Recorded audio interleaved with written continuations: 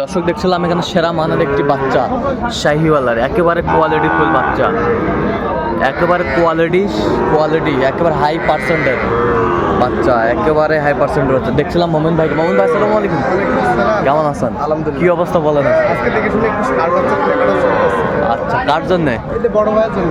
আসসালামু আলাইকুম, ওয়ালাইকুম আসসালাম ভাইজান। কেমন আছেন? আল্লাহ ভালো। কোথা থেকে আসছেন আপনারা? বাগেরহাট মোরেলগঞ্জ। আচ্ছা, কিভাবে পাইছেন মোমিন ভাইয়ের সন্ধান?